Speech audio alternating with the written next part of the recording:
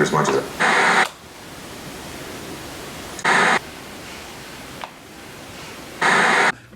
If I'm gonna do things at a professional level, and I'm gonna put my own money up, I can do whatever I want to do. Period. No talk.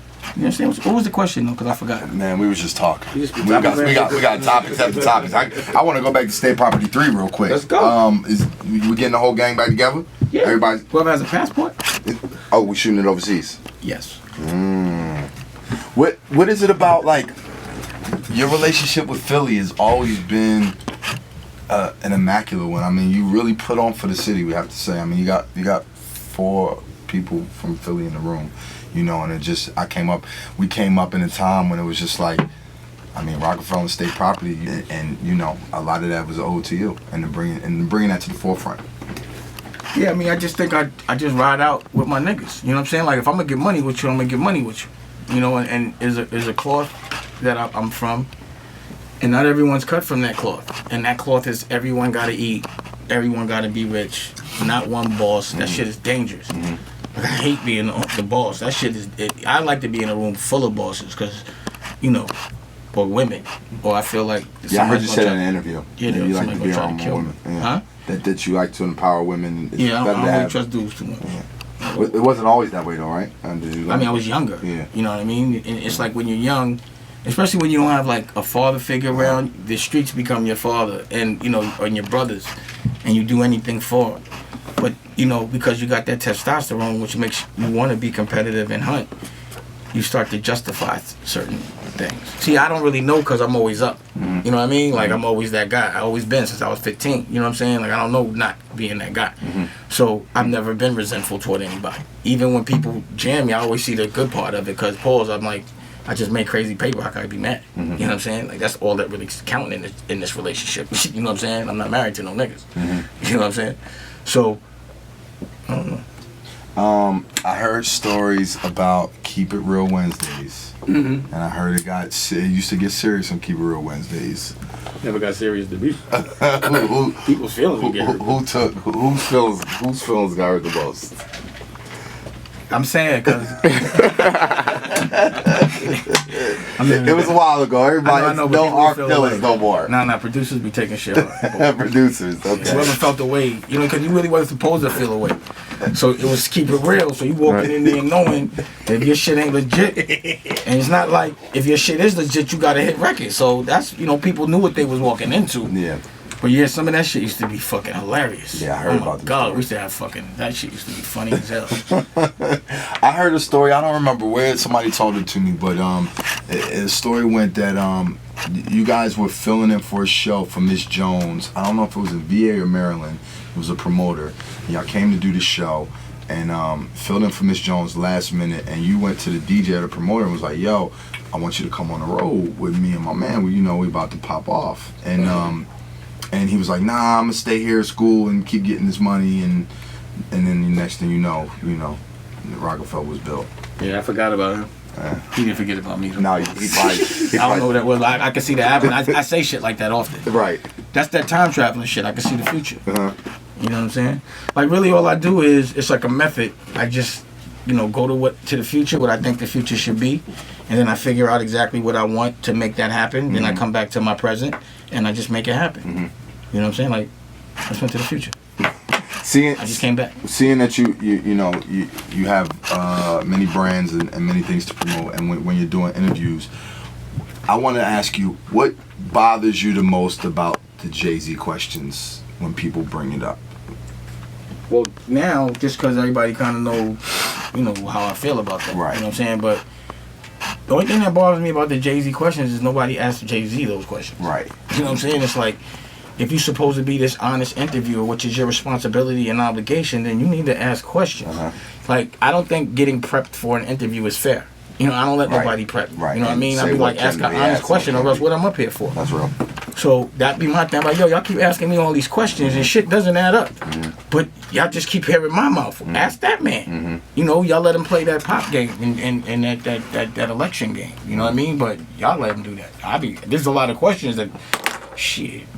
Y'all get that man in front and back on the mic, boy. I'd have whoever don't ask no questions. I can't respect him, Because it's not honest. Because there's a lot of curiosity going on. Right. You know what I mean? Like, I'm curious. And, you know, I'm not usually curious. Pause, you know what I'm saying?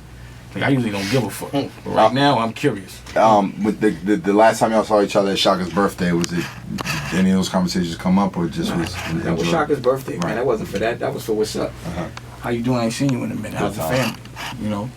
That was a bigger picture right there. So none of those questions get asked in those moments. Beyond Rockefeller, what dynasties within music do you would you say you have the most respect for, or have come close to accomplishing what y'all accomplished? Before or after? You know, it's a different game. You know what I'm saying? Like, I like Tech Nine's movement a lot. You know, like anyone that survived and been indie for over 10 years, you know, I have to respect that more than anything. You know, they still own their masters. They still have cash flow. They understand how to make money, which is on the road and with your merch, as opposed to thinking it's selling records, which it never is. You understand what I'm saying? So, you know, I like those kind of movements, but, you know, I respect guys like Cash Money who are still relevant. Right. You know, still completely relevant. Like, the domination that movement has had has been retarded. So you can't deny Cash Money on any level. You know what I'm saying? At all. Like, they've been relevant for decades now. So I think they might they might got the title. But you can't be mad at Dr. Dre. Definitely. You know, he has the all time. Definitely. He might have the all time. I look at him like the Quincy Jones of the rap. He might be a little more than that. He's like... What in Quincy? Because he's still rolling. Like, he's you know, like, Quincy's still rolling, and no disrespect to Quincy, because that's the ultimate OG. But, you know, after 40, niggas start slowing down. Yeah. You know what I'm saying? And Drake just made, you know, he made some impactful things happen. You know, like, look what he did. No, I did. You understand what I'm saying? I went to the, when I went to the new offices, I don't know if you've seen the movie The Internship, but it felt like going to Google. Yeah, it's Apple now, they bought it. Yeah, it's real. You know, but my point is, but even beyond that, the music. Right. You know, even it's like when I'm running the guys like Be Real and Snoop, and they all have similar scenarios to what you have. You know, like a compound with all kind of creative things happening, and they just chilling and laughing, and we all having fun. And I was talking to Be Real about it, like, yo, man, it's kind of cooler to do something at a legendary level and still be young to enjoy it. Like, we kind of retired, and we just having fun being like OGs, you know, but doing it our way. Moving when we want. We all go to nice houses, and we all move when we want. We all still smoke weed. You know, we were the guys that everyone in school thought were going to be in jail or dead. Right. You know, and we're doing it smooth. No beefs. You know, I be having bullshit beefs, you know, business shit. But, you know, that comes with business. You know what I mean? Too Honorable. How excited about this one are you? I'm real excited about this one because I started to get into my rhythm as far as making movies. And I started to evolve as a director. And I was able to make these impactful movies with my OG like Daniel. And then the future OGs like Mook and Smoke Dizza, and also the platform for Smokey, who I kind of saw as just as talented as Kevin Hart. Okay. At the same time, they were both in the same movies. Okay. It's like unfinished business. And then, you know, being able to work with Cam again. The shit that was dope was we were shooting the scene in the hotel room, and Paid in Full was playing on BET. Wow. It was crazy. That's crazy. It was ill. And it was like 10 years later, we doing the same shit, but I'm paying for it now. So there's an evolution there. But that just was telling me that the future is, you know, instead of it being on BET, it'll probably be on my channel, which is, you know, PGTV. Kanye West is executive producer of Too Honorable. Yeah. When y'all, what was that moment like, and how fast did it happen when that call came for you to present Kanye with that award? The turnaround time, I'm wondering, like, was it a week, a day before, 2 days before? And like 2 days. Like 2 days. And seeing it so much time, what was your thought process on going to that moment? I was kind of wondering what his thought process was. Because I was like, damn, the first time you see me is going to be on the stage. That's brave. You know what I'm saying? So I didn't even know what I was walking into, to be honest. Really? You know, Gabron was with me. I know what we did was right before that is we smoked a lot of weed. And we just smoked some weed, right? So y'all didn't talk? Did y'all talk before? Nah, like we had a phone call. You know, I had to, you know, whatever was on my mind, I had to say, and I did, and we got through it. And honestly, like lately when I see Kanye, our conversations, he's really evolved. Yeah. You know, and what he's gonna do with his celebrity is gonna be I think, impactful because I haven't seen anybody with that kind of celebrity have to focus on what he's focused on. Like, he's really turned into a fashion designer. Right. And got the respect of the fashion world, which is not easy. And it takes years. It didn't happen overnight. And he fought for it. He went screaming and kicking. Did you think he would make it to this heights? That's why I put him on. I mean, you know. This heights? Ask, go, rewind, do the interviews, and just look and see what I was saying. Because whose interview? Oh, we watching No ID's interview, and No ID said he would take Kanye around, took him into a meeting, and he would walk into the meeting and say, "I'm gonna be Michael Jackson," and No ID said, "Oh, I gotta fall back because this guy's crazy." I knew that because he didn't have a gun in his hand. You know what I'm saying? Like, the reason why none of us could do that is because we were too dirty. Our backgrounds were too tainted. But he was clean. He still is. You know, he affects, like, who would have thought that the person that would be the most powerful would be the one that wasn't looked at as the most physically powerful. The one that never picked up a gun in his life. Look who's on the cover of Time magazine right now, you know? That's what you said, it's correct. You know, and that's and then, you know, when I see Kanye, not to speak his personal business, but his family life is A1. Right. And that's all that counts. So he's already won the game. You know, once you got a good backyard, a good wife, good kids, I mean, that's really what you hustle for anyway, right? And he has that, you know. At least that's what I see. And now he's able to do what really inspires him. And because of his celebrity, he can also expose when people aren't doing things correctly in a very organic way. You know, he has. The thing about, he has a fearless point of view, whether he knows what he's talking about or not. What brands motivate Dame Dash outside of entertainment, music, culture, fashion, just in a business sense? What brands inspire me? Yeah. As far as business industries? Yeah. It's sports. That's fine. That's my next thing, is sports. So I'm trying to get a team. My man John Cohen has a team, Extreme Sports, and we're trying to buy a team together. And I'm also, because of Jay Black, who's original Best Out, you know, that was like, you know, like what I was, the 142nd Street, and that's what Tuan knows about. He's in it as well. He, like, Rich Porter was his OG. You understand what I'm saying? And me and him, like, we knew each other since we was like 17. Damn. And, you know, we sat in Branson's in his candy shop, you know, where no one else could be, and talked about how much money we was gonna make together. And I never had an argument with him one time in my life. Wow, that's crazy. And he's original Best Out, and we're a very argumentative crew. You know, we still argue every day when we speak to each other with a little liquor. It's gonna be. Dame Dash moving Carolina. Is next one in North Carolina? That's it. It's done already. We just moved right outside of Charlotte. Okay. In Albemarle, and I'm opening up. I'm putting up OG Farms. I'm gonna make my movies and grow some shit. And where do you see that in the next year or two? Built. Right. You know, we already there. It's happened. Like the spot, the furniture's already in the building. That's why I'm staying. That's why I got my dogs with me. You know what I mean? Like, and I like it. You know, I live on a lake. Shit's beautiful. A lot of land. And then the land, and then the opportunity is endless. We're doing a really big concert in Charlotte and Raleigh in August. And I don't want to officially announce it because I don't know if I can get in trouble about it. But, you know, and we're also going to launch the television network and the movie network, all that stuff. It just makes sense. It's cheaper. You know, like, I'm more of a destination. You only want to be in LA and New York just so you're in the mix. To get, But I'm not really an in the mix kind of guy anymore. I haven't been for a while. I'm more of a guy that just needs my own environment. That's how a lot of people who have seen it all and been through it all. Been a lot of Hollywood guys are like that too. Bigger actors. It's like going to a club 30,000 times. Yeah, and seeing the same people. Go to the same club. Yeah. And same things I've seen for the last 20 years. Motherfuckers, same, like, I couldn't do that shit for a year. You see, I was out of there. It was ghosts. But it's not like I was outside every day. Yeah. Just, you know, you look on the internet, I just was hitting the internet hard. I had the creative control. Shout out to Kudi Ashike. Also, I want to give a shout out to my man JT. He's out here. You know what I'm saying? And he's doing a lot of what I'm doing. He has Trap Flicks. And we're probably going to do a movie while I'm out here. He's out here as well. And Kudi Ashike was, they was ahead of the curve with that too. Yeah, I mean, they had creative control already built, and I had all the content. So I was like, all right, let's just team up. But yeah, I was more into figuring out how to monetize it other than ad rev. And in order to do that, you had to do scripted programming, and that's what I'm doing. you know.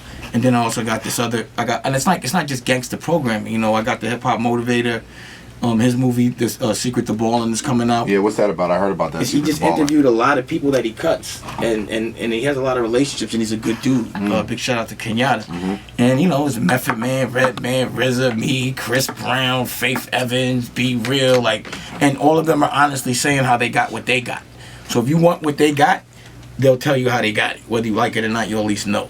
You know what I'm saying? And then also the guy from The Secret is in it. Like all kind of people are in it. Dame Dash is here now. You know, being a father myself, going through a divorce myself, and you're in a situation where, because you're a public figure, is playing out in front of the world, but you've also you've taken a role on not allowing all the information to be one-sided and speaking up for yourself. Yeah, I went through this with Boogie, you know, and I actually got locked up a lot with Boogie, but I ended up raising him since he was 8, and I'm real proud of what he is. You know, he got 3 restaurants, Chips, Pollo, and Buns, you know, and he has a record in the street right now. That shit, I could have told the truth, but a lie for my niggas. You heard that? Anyway, and he just did a television show with Run's daughter. Okay. And the Masterpiece son. Oh yeah, I heard about that show. Yeah, shit is hard. Yeah. And I think what's her name? The Barge's daughter. That housewife that originated Atlanta Housewife. She did that. Yep, she did that. Princess did that. Oh, she did. I didn't even know that. Yeah, I think Princess. Datari put me on. But you know, for my Datari, I remember Datari. You know, Datari put us on a mixtape together. You remember that? Yeah. That's what I'm saying. I was telling Gabron, man, can you remember? And we did. I'm not gonna say I started mixtapes, but back then you started talking that Cash Talk before you. It was just shout out to 142nd and Kid Capri started that shit. Yeah. But I'm saying my thing was I would get with the hottest mixtape dude and do a mixtape. Definitely. That's what I did. So I used to always try to empower who was up next. Right. So just like you said, how did I know you was up next? Gabron didn't tell me back then. You know what I'm saying? But I knew back then. Right? Whoever it was, I always surround myself with the younger people because they're going to tell me. That shit you talked on Green Lantern tape? Oh my God. Yeah, Green Lantern, Clue. I put out the first mixtape at a professional level. Right. I put out 2 DJ Clues mixtape with fucking platinum. Absolutely. Damn, I be doing some fly shit. I forgot about that. Ain't that the truth? Ain't that the truth? My man Yomi from MTV called me and he was like, yeah, man, I'm watching Chris John video right now. I was like, I forgot I put out Chris John. That shit, I'm a fly nigga for that. I like to do shit where like 10 years later, I'd be like, I'm a fly nigga for that. You know what I'm saying? Like that kind of, I'm a fly nigga for that shit. You know what I'm saying? I got a lot of, I'm a fly nigga for that moments. You know what I mean? I love those moments. 2016, can you see Hillary Clinton in office? I mean, that's the only Bush I want in office. You know what I'm saying? Hell yeah. I'm all about women, you know, and if it's not going to be a black man or a black woman, it might as well be a white woman. You know what I'm saying? A woman. And it can't be a Republican only because they dumb. You know what I'm saying? They just be saying some stupid ass shit. You know, they got Stacey talking for us, so you know they stupid. Oh, man. I know Stacey. I'd be at Thanksgiving with her. Hey, what do you say to her after, you know, you don't even know, man. You know what I'm saying? They just be like, why you a Republican? For what, man? You know what I'm saying? Like, you're not even rolling like a Republican, man. Like, you know, for doing Clueless, man. You know what I'm saying? Like, and then we start arguing about who's cool. So she was trying to say Jeff Christie was cool. I like that nigga that can't even watch his weight correct. Like, how you gonna watch the fucking government? And then he went and did that bullshit. You know what I'm saying? And now Jed is in it. You know, he got experience though. They'll know how to win. You got to watch those motherfuckers. Yeah. Jed and them is smart. I had a meeting with him once. You had a meeting with Jeb Bush? Yeah, me and Big. Ooh. He used to win because he was the governor of Florida and there was tax initiatives to make movies. Okay. So I was trying to raise money and shit. You know what I mean? Back then. And that's another thing is I tried to raise money. It just doesn't work, man. I can't do it. That shit is too demeaning. It's just because you were gonna go shoot in Florida. I was gonna, if the taxes were right. It was like I was trying to get some investing based on tax initiatives. It was like it was some business shit. Well, what made you go to Carolina and come to Atlanta? Because you know Georgia's Jay Black, everything Jay Black, Paul, Jay Black and Big Boots. You know what I'm saying? Like they was like, this is where it's at. He got the army out here. He got the Dusko Boys. We launching the liquor. He got a factory out here. He just had it laid out so good. And usually I'm a person that has to do everything. So me and him from the same place. We have a professional hustler's mentality. So it's like having another Dame Dash. I can do 2 things, 3 things at one time now. You know me, to make it challenging, I do 10 things at one time. Hot. I like to do that too. Where a lot of there's no other way. It's not fun no other way. You know, it's too easy. Can we compare 80s Harlem, 90s Harlem, 2000 Harlems, and now Harlem with? No comparison, man. No comparison. block. Yeah, I was there when crack was born. You know what I'm saying? And that made a lot of young niggas rich. So young niggas rich on a competitive level meant your fashion game and your swag game had to be on 10. So you gotta remember, I was 15, I had a max with the kit, you know. Ask Malik Yoba, you heard him on the interview if you did, you know. Then pulled up, Boog's Moms had the Porsche, see. I mean, I had a Porsche, but I gave it back. And Boog's Moms had the 300Z, so you know that's when I liked my women to have good cars too. So, I'm not saying I bought it. That wasn't a trick like that. But I had that shit. That shit had chrome rims. Oh my god. I was like 17, 18. I might have been 19. And you know, all my friends, we were all young, the best out. We were teenagers, but we were bosses. We had businesses, regardless to how we had it. But because of the people we were affiliated with, because of our OGs, like we were the guys, the best out were the guys that the OGs kind of picked out, that saw themselves, you know, saw themselves in us. You understand what I mean? So my man Daniel and Rich Porter for him, and you know, all these other dudes for, you know, 33 over there. We were all the young guys that were somewhat protected and secure. So we weren't running around trying to be tough. You know, that wasn't what it was. We were laughing, and we all knew how to fight, kind of. You know what I'm saying? Like, we was about knuckle game. See, to survive in the street, like an honorable street, all you really need to do is be funny and have a knuckle game. You know, or at least be able to be like, I'll take a fair one, and you get respected. These kids crazy now. They shoot, and they're not even... It's because it's not, the guidance isn't there, you know? That's why. But a fair one is the most honorable way, always. Like two big time drug dealers with their crews will be out there with guns, and if one say, yo, I need a fair one, right, all guns got to go down. Yeah, that's not happening no more. Maybe because no one's calling for a fair one. I called for a fair one and didn't get it, man. I see you in the ring. I'm seeing you on the gram. Yeah, I had to punch Birdo all in his face. Is there what's the future for boxing? You think? I mean, because shit is dope. Floyd brought energy back in there, man. But now what? Because we don't want to see another Floyd Pacquiao.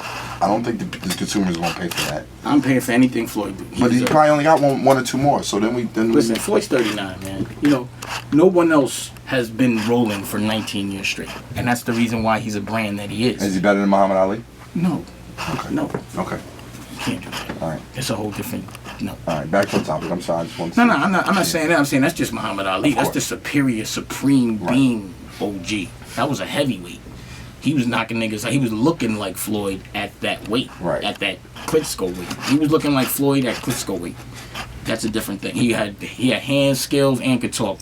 Dudes these days, no disrespect, are kind of goofy, that's all. You know what I'm saying? Niggas be floppy and sloppy, and that's why nobody gives a fuck about the heavyweights no more.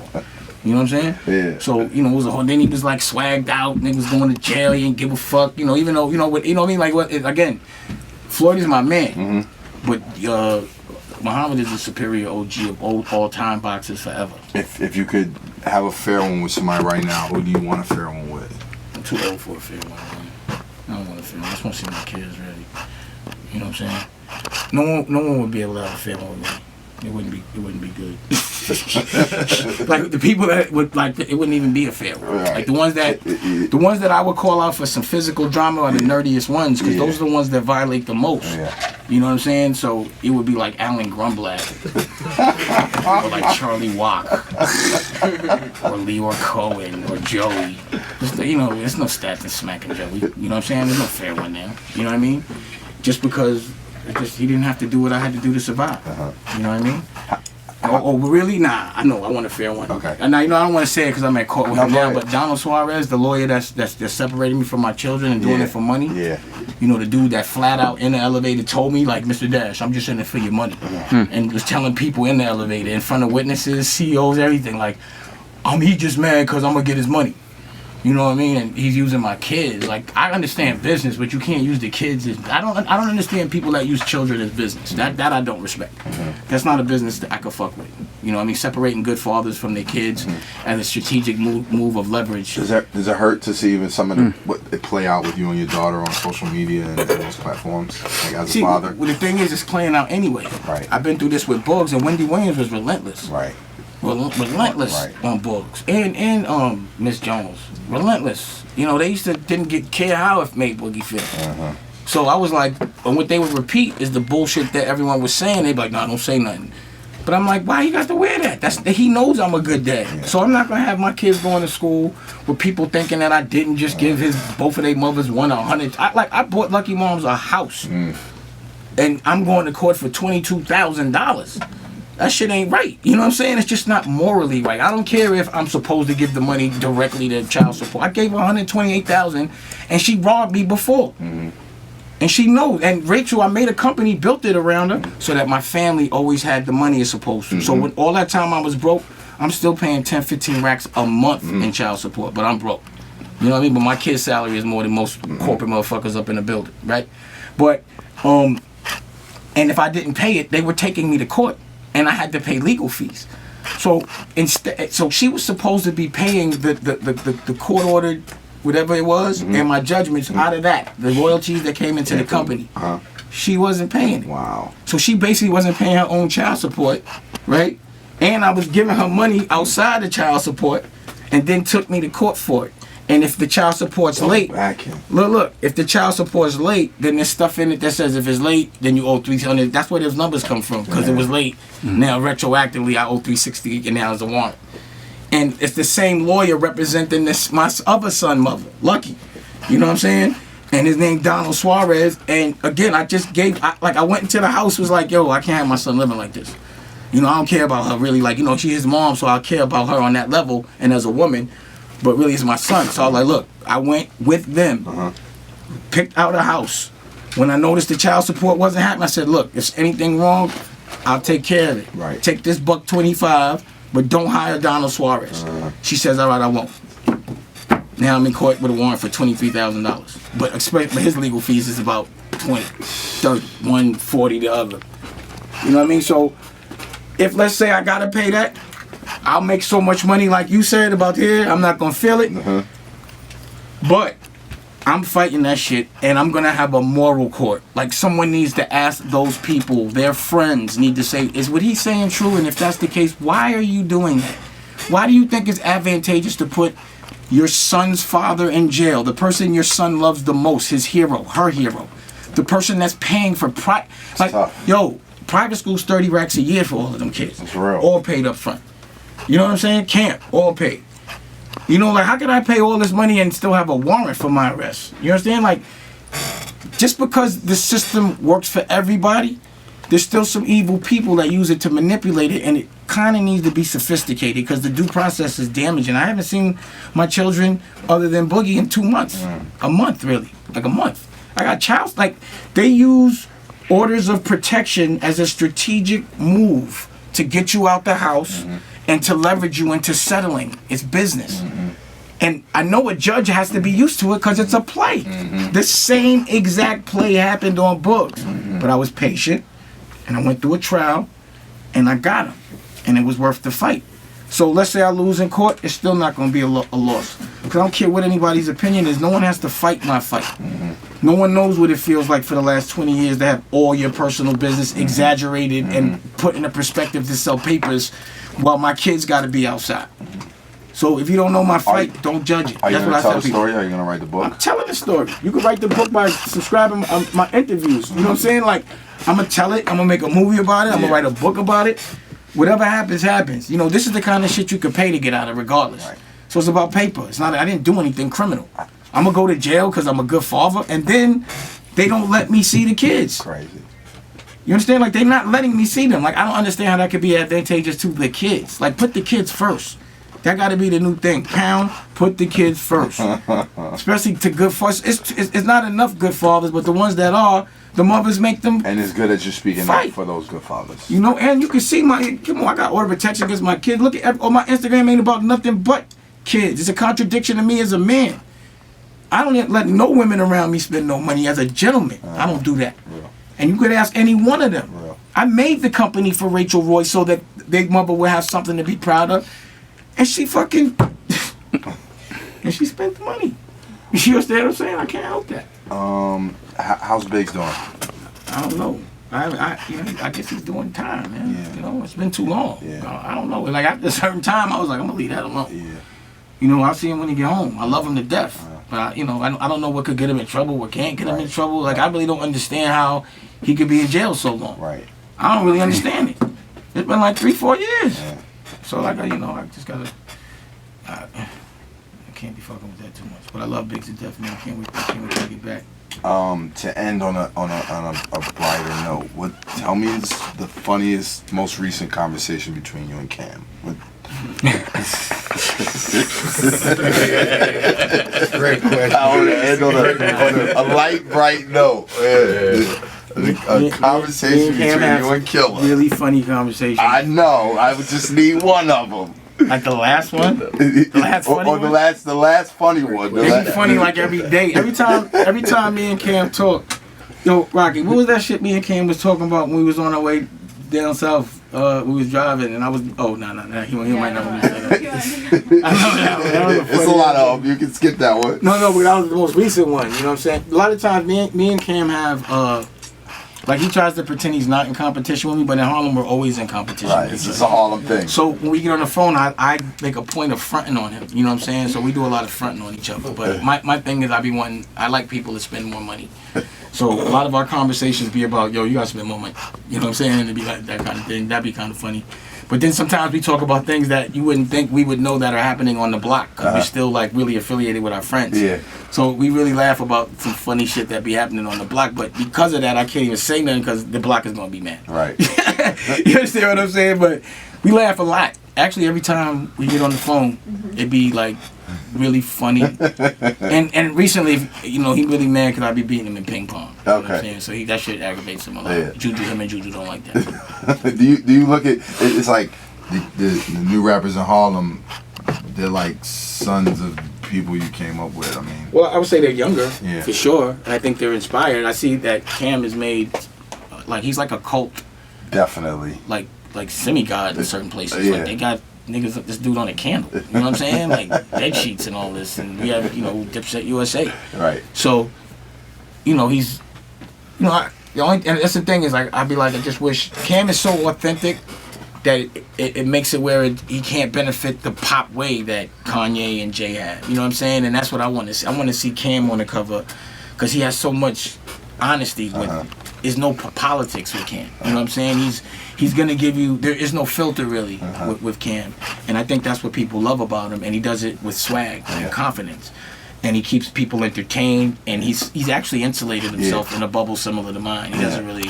I don't think he knows what year it is. With all due respect, I think that was 50's hardest beef because he didn't know how to face Cam when he came to Cam being so funny. 50 wasn't used to that on that level when he came that direction. Cam's from Harlem, man. Listen, okay, how about this? I'll tell you what would be really funny is because he plays No Homo, pause, and I play pause. And Pause is the OG of Pause, No Homo, Pause. You understand what I'm saying? Pause is the OG of No Homo. Pause started it. That's for the, and it was Ayo before that. I remember Ayo, yeah. You remember that? So Ayo evolved into Pause for us. And then the younger cats, which were now the older dudes. Cam can take credit for No Homo? That crew can. Okay. And my crew completely 100%. Pause. Yes, Pause. We made that. And can't nobody say that. Okay. That'd be like ridiculous. But yeah, so sometimes the rules, he bends like a pause rule. Like I'll say pause and he'll still be like, but I'll be like, you know, it gets like that sometimes. That's never gonna stop. And then also what would be funny is sometimes when Cam and I have conversations, he really don't be knowing because he's in his own bubble. So it'll be people that are really famous, and I'll have him talking to them. He have no idea who they are until after. You know, like we're having a full conversation with Susan Sarandon one night. You know what I'm saying? I'm taking pictures, and he's like, "Hey, what's up?" You know, he's doing. And then I'm like, "Yo, that was like Susan." I show him, he's like, "Oh, what?" I thought, because this man was like saying this other chick was out there that was famous. He's like, "I thought the other girl was the famous one." I was like, "No, man. He was talking this. That was Ghostbusters and all that, man." One time he barked on Giselle one time. I was like, "Oh my god." Oh my god, Giselle. Yeah, man. Because she was like, "Why do you think rapping beef?" He's like, "Yo, I ain't asked you. We didn't get an opinion." Like, he gave her one of those. I was like, "I told you." Like, I was telling her, like, you can't be talking to anybody like that. You know what I mean? I don't give a fuck. I didn't ask you. Like, one of those kind of things. Dame Dash, man. Too honorable. Another funny one? Okay, keep going. Nah, I ain't gonna tell her. No, go ahead, please. That'd be a great finale. It's just cool because, you know, him and I are friends for so many years. And that's my guy. I love that guy. We get to laugh at things that most people don't because we know it from the, like, I knew Cam from the street. You understand what I mean? Like, that's like my man. You know what I mean? So, and Dookie and all, like, when I get to be with people, and Jay Black and anyone from the Best Out, when you could just kick it with your homeboys from 25 years ago, it keeps a perspective. It keeps things very real. Like, I love the That's how we arguments. are. Yeah, That's you how gotta we have are. that, you know? You gotta have that. And that's my foundation, and it comes from a very authentic place. So him and I still laugh at real hood shit. You know, like, we really be laughing and shit. You know what I'm saying? So we always recognize the fact that no one else is friends after this. We're like, yeah, well, how come nobody else has? You know what I mean? Like, what's so special about guys that, because they're from the same code of ethic and honor, still being friends and getting money together? Like, we still get money together. Yeah. You understand what I'm saying? Like, but we don't have to come outside, really. Cam isn't too honorable. Cam's definitely, he killed it. Cam's a professional. That's like the Absolutely. Robert De Niro. But Absolutely. Mook is ill too. Yeah. And Smoke is ill too. Like, you know, rappers have good memories. Yeah. So for coverage and shit, you know, they can remember their things like that. You know, but I was pretty impressed, and that's another reason why I continue to work with them, because they're authentic. And again, Mook brought Daniel back into my life. Paul's my OG. I hadn't seen him for 25 years. You know, and it just so happened that Daniel was also Mook's OG. Crazy. Because that's what OGs do. They give advice to a lot of people. Yeah. But think about it. There's Dame Dash, there's Mook. We're the best at what we do. Right. A lot of that came from his advice. So all of, like, what I am today, I give all credit to my OGs, because I know what I learned from. The good things and the qualities, like Jazz Hayton.